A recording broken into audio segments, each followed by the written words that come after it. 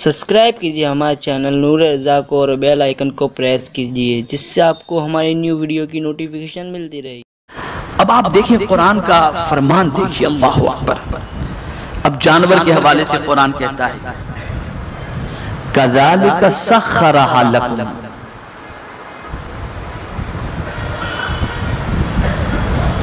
यूं ही उनको तुम्हारे बस में कर दिया। अब आप देखिए ना, भैंस को बस में करना, बैल को बस में करना, ऊंट को बस में करना कितना डिफिकल्ट है, कितना डिफिकल्ट है।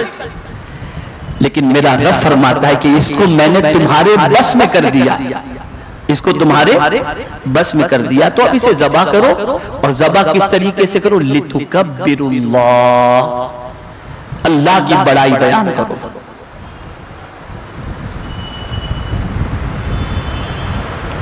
और इस बात पर अल्लाह की बड़ाई बयान करो कि अल्लाह ने तुम्हें हिदायत अता फरमाई, लितुकब्बिरुल्लाह अला मा हदाकुम, कि अल्लाह ने तुम्हें हिदायत अता फरमाई। किस बात की हिदायत अता फरमाई? कि तुम अल्लाह के नाम पर जानवर को ज़बा कर रहे हो अल्लाह की रजा के लिए। तो जिसकी रजा के लिए तुम ज़बा कर रहे हो उसकी किब्रियाई बयान करो, अल्लाहु अकबर की सदा अपनी ज़बान पर बुलंद करो। अब अगर ये कोई करता है तो, अगर कोई ऐसा करता है तो परवरदिगार फरमाता है हुजूर से वबश्शिरिल मुहसिनीन, ए महबूब सल्लल्लाहु अलैहि वसल्लम एहसान करने वालों को खुशखबरी सुना दो। आज मैं ऐसी तारीफ एहसान की करूंगा कि शायद आप पहले इसको समझे हो, सुने हो, या इसके बारे में आपने समझने की कोशिश की हो। क्या फरमाया? वबश्शिरिल मुहसिनीन, ए महबूब सल्लल्लाहु अलैहि वसल्लम एहसान करने वालों को खुशखबरी सुना दो। एहसान की डेफिनेशन और एहसान की तारीफ में मुफस्सिरीन फरमाते हैं कि एहसान उसे कहते हैं कि जब कोई बंदा कोई अमल करता हो तो ये तसव्वुर करे कि मैं खुदा को देख रहा हूं, और अगर ये तसव्वुर कायम न कर सके तो ये तसव्वुर करे कि खुदा उसे देख रहा है। ये एहसान। तो पता चला कि जब इंसान ज़बा करता है, जब ज़बा करता है जानवर को, तो उसके इस अमल को और उसकी इस नीयत को वो ये तसव्वुर करे कि मैं किसकी रजा के लिए ज़बा कर रहा हूं। उसे यकीन होना चाहिए कि मौला की रजा के लिए ज़बा कर रहा हूं, तो मौला को देख रहा हूं, मौला देख मैं तेरी रजा के लिए इसे ज़बा कर रहा हूं। और अगर ये तसव्वुर कायम न हो सके तो मौला से तेरे दिल के भेद छुपे हुए नहीं है, ये तसव्वुर करके मौला तुझे देख रहा है, मौला तुझे देख रहा है। ये एहसान। बड़ी माजरत के साथ अर्ज करूंगा कि हमारी सारी चीजों में रस्म रह गई, रस्म रह गई और रस्म रह गई। किसी चीज में असल का कहीं दूर तक मामला नजर नहीं आता। अब आखिरी बात अर्ज कर दूं, पहले अमल फिर दुआ। पहले बोलिए, पहले अमल फिर दुआ। आप देखें इफ्तार के वक्त की दुआ कबूल होती है ना, तो रोजा अमल फिर इफ्तार के वक्त दुआ, ठीक है। मैदान अरफात में दुआ कबूल होती है ना, वहां पहले पहुंचे ये आपका अमल, फिर आप दुआ करो।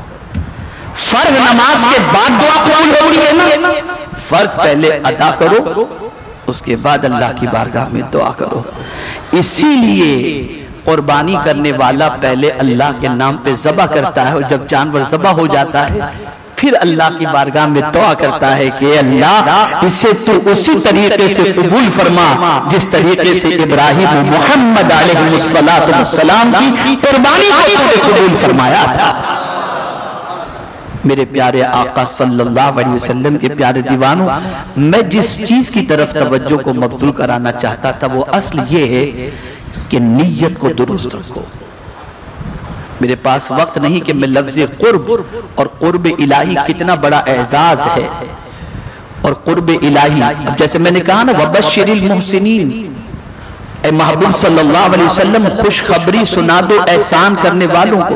तो जो एहसान करता है ना, उस एहसान करने वाले के लिए अल्लाह की रहमत भी करीब होती है। इन्ना रहमतल्लाहि करीबुम मिनल मुहसिनीन, कि बेशक अल्लाह की रहमत करीब है एहसान करने वालों से। और फिर रब ने ये भी फरमाया, व अहसिन कमा अहसनल्लाहु इलैक, और एहसान करो जिस तरीके से अल्लाह ने तुम पर एहसान किया है। तो नीयत दुरुस्त करो, और कुर्बानी के लिए एक ही मकसद हो, मेरे मौला ये कुर्बानी सिर्फ इसलिए कर रहा हूं ताकि कुर्बानी का जो लफ्ज है उसमें कुर्ब है, मैं इस कुर्बानी के जरिए तुझसे करीब होना चाहता हूँ कि मौला तेरा कुर्ब मुझे नसीब हो जाए, और ये काम सिर्फ तेरी रजा के लिए कर रहा हूँ और तेरे नबी की सुन्नत समझ करके कर रहा हूँ। न गोश्त खाने की नीयत है, न इस मकसद से कर रहा हूँ, लेकिन कुर्बान जाइए, मौला ने रोजे मना फरमा दिए कि इन अय्याम के अंदर तुम रोजे न रखो, इसलिए कि अब मैं तुम्हें कहता हूँ फकुलू मिनहा, कि तुम इस कुर्बानी के गोश्त को खाओ।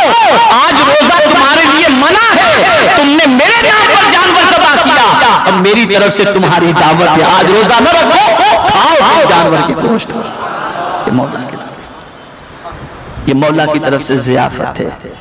मेरे प्यारे आका सल्लल्लाहु अलैहि वसल्लम के प्यारे दीवानों, इन चीज़ों को दिलो दिमाग के अंदर महफूज रखें, इन चीज़ों को अपनाने की कोशिश करें। बड़ी मादरत के साथ हमारी तकरीबन चीज़ें नुमाइशी हो गई, बनावटी हो गई और दुनिया को दिखाने की हो गई। हम अगर ठंडे दिमाग से अपने दिल की तरफ झांक कर अपनी नीयतों के बारे में गौर करें तो मैं ये समझता हूँ कि 99% लोग फेल हो जाएंगे कि नीयत हमारी पता नहीं क्या होती है।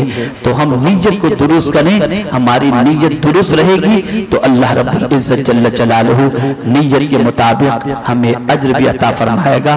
कुर्बानी के लिए दो नीयतें रखें, एक नीयत अल्लाह से करीब होने की, दूसरी नीयत तकवा अल्लाह की रजा की, कि उसी की रजा के लिए हम उससे करीब होने के लिए ये कुर्बानी कर रहे हैं। अल्लाह रब्बुल इज्जत जल्ल जलालहू आक़ाए करीम सल्लल्लाहु अलैहि वसल्लम के सदक़ो तुफ़ैल कुर्बानी को कबूल फरमाए और परवरदिगार इखलासुल लिल्लाहियत की दौलत से हम सबको माला माल फरमाए।